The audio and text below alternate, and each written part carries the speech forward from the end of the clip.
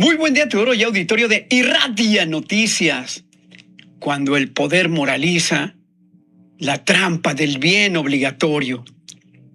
¿Qué sucede cuando el poder aprende a gobernar en nombre del bien del gobernado? Y lo hace de manera tan convincente que la resistencia se convierte en prueba de irresponsabilidad moral. La pregunta no es retórica ni nueva, pero adquiere hoy una urgencia particular. En múltiples latitudes, el lenguaje del poder ha mutado.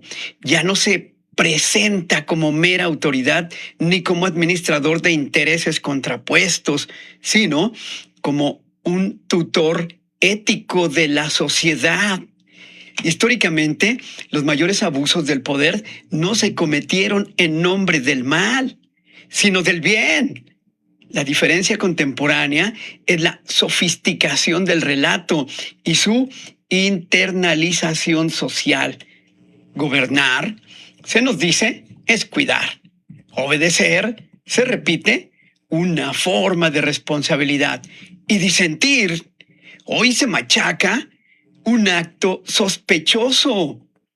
Basta observar un poco el entorno global hiperconectado para reconocer enseguida el fenómeno y sus presuntas redenciones.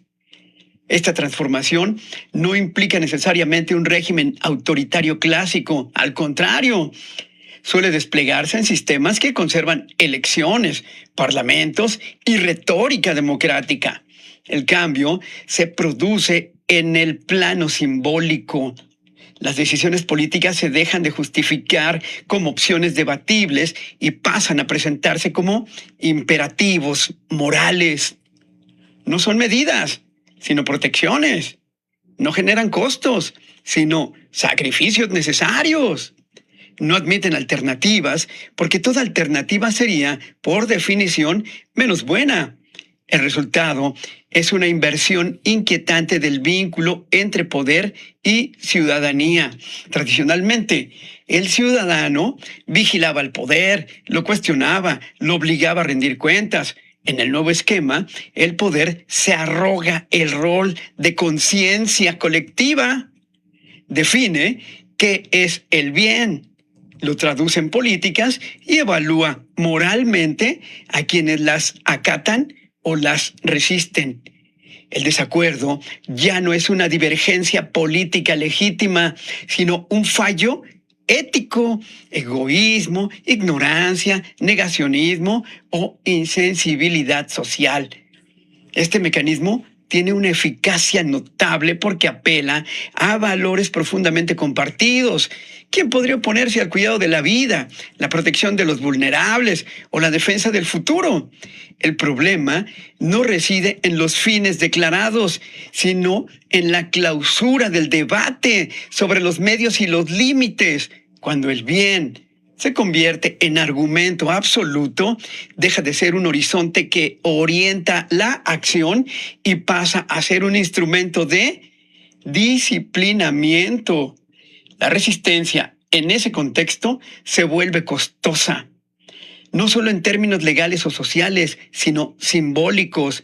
Quien cuestiona una política por el bien común debe primero defenderse de la acusación de inmoralidad. El debate público se desplaza. Ya no se discute si una medida es eficaz, proporcional o justa, sino que ahora primero se juzga a quien critica y se exhibe si quien lo hace es una buena persona. La política se psicologiza y se moraliza y con ello pierde su carácter plural. El poder no necesita imponer el silencio. Basta con que la propia comunidad estigmatice la disidencia. Así, la autocensura reemplaza a la censura y la obediencia se vive como virtud cívica. Frente a este escenario, la defensa del disenso no implica negar la existencia de bienes comunes ni rechazar la responsabilidad colectiva. Implica, más bien, recordar que ningún poder posee un monopolio moral incontestable, que el bien en una sociedad libre no se decreta, se discute, y que la posibilidad de resistir sin ser reducido a villano es una condición esencial de la ciudadanía adulta. Cuando la resistencia se redefine como irresponsabilidad moral, no estamos ante una sociedad más justa, sino ante una más frágil, porque ha renunciado a la pregunta incómoda que mantiene a raya el poder. Y si el bien que se nos impone no es el único posible, hoy atosiga la narrativa de que el desacuerdo ya no es una divergencia política legítima, sino un fallo ético. La trampa del bien obligatorio.